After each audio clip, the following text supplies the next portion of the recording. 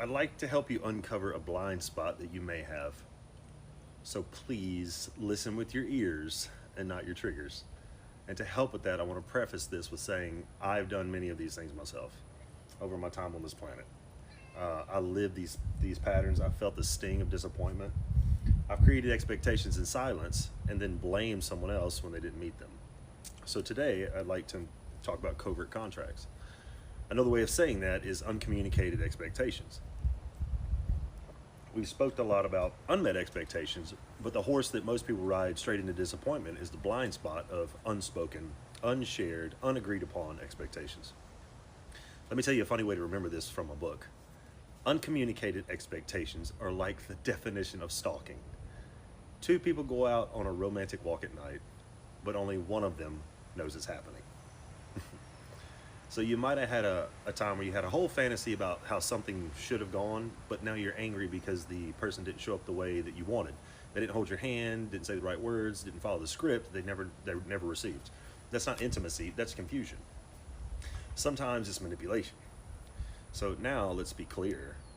It's okay to have preferences, but beware that your preferences don't quietly evolve into expectations. Because when they do and they go unmet, you start to suffer. So let's break this down by categories. These are the silent if-then contracts we're walking around with without even knowing it. Relationship edition. If I sulk, then you'll notice how unhappy I am and change. Translation, you expected someone to decode your silence and reward your suffering. If I say, I love you, and you'll say it back and make me feel safe. Translation, that wasn't affection, that was a test disguised as a gift. If I fix all your problems, then you'll see I'm the one. Translation, you confuse being useful with being valued. If I never cheat, lie, or leave, then you won't either. Translation, you thought being good would protect you from pain, but it didn't. You see how these are going? If I give you my body, then you'll give me your heart. Translation, you're not mad they didn't stay, you're mad they didn't read your mind. If I'm always available, then you'll always choose me.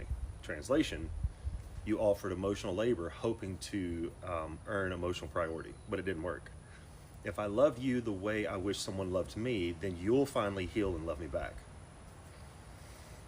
You turned love into a rescue mission, and now you're angry that they didn't transform. If I show you I'm different than other guys, then you'll reward me with love and sex.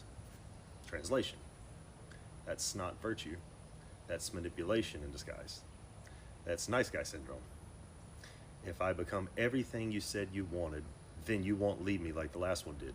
Translation, you shape-shifted to avoid abandonment and still got abandoned. If I give you the child that you wanted, then you'll finally commit to me. Translation, you offered something irreversible, hoping it would secure something uncertain.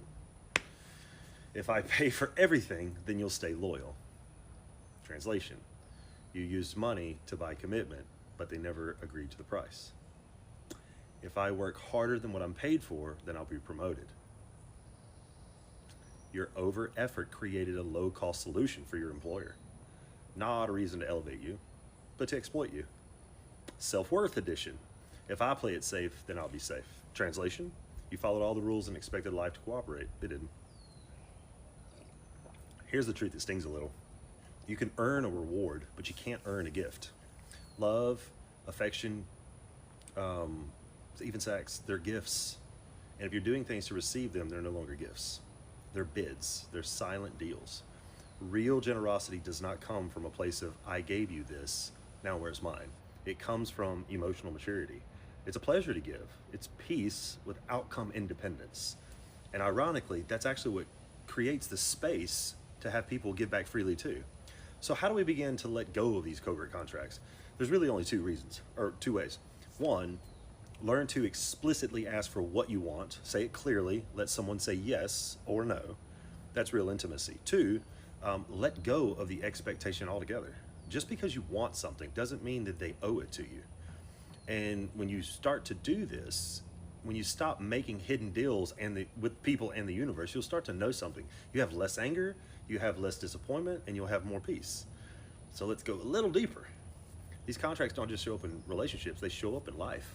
We make these if-then contracts with reality. If I do this, then that will happen.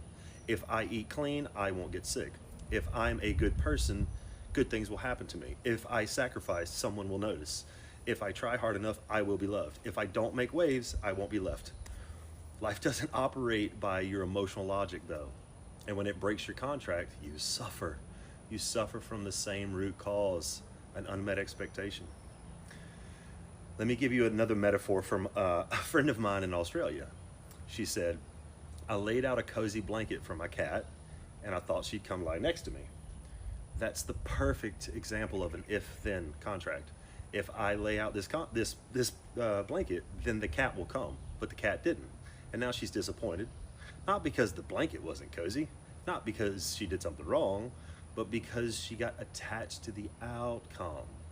She expected something in return. That's what covert contracts are at their core. They're attempts to control reality in order to feel okay. But disappointment doesn't come from reality. It comes from expectations. So here's the truth. If you want something, say it. If you feel something, name it. If you're offering something, offer it without strings. Because if you're not brave enough to say it, you don't get to be mad when it doesn't happen. And don't forget, just because you said it doesn't mean you'll get it. And this is where people get stuck. They say, I told them what I needed, and they still didn't give it to me. So they say, that person is living in my head rent-free, or that moment is stuck in my head rent-free. But the truth is, neither of those things are living in your head rent-free. Your unmet expectation is. That person didn't disappoint you, you disappointed you by tying your piece to their behavior. The world didn't betray you, you betrayed you by assuming it would reward your effort. Be careful attaching to outcomes that you do not control. Because if your inner peace is outsourced, you're always one unmet expectation away from suffering. Let go of the contract, let go of the if-then. Let go of the fantasy and choose connection instead. Oh. So if you'd like more of this type of insight, you can pick up my book, Who's Talking? It's available on Amazon. Or if you'd like to work one-on-one with me, you can email me directly at the link I'll drop above somewhere. Also, really important, there are a lot of imposters pretending to be me.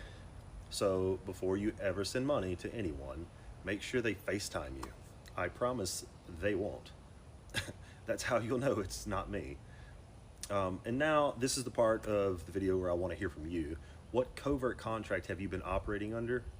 Or what's one that someone tried to enforce on you? Drop in the comments and let's start calling these things out so everybody can see them. And because there's thousands of them I probably missed here, but I tried to name a lot of the ones that the majority of people have said, and a lot of these are ones that I have said. So let's see what happens. Take care.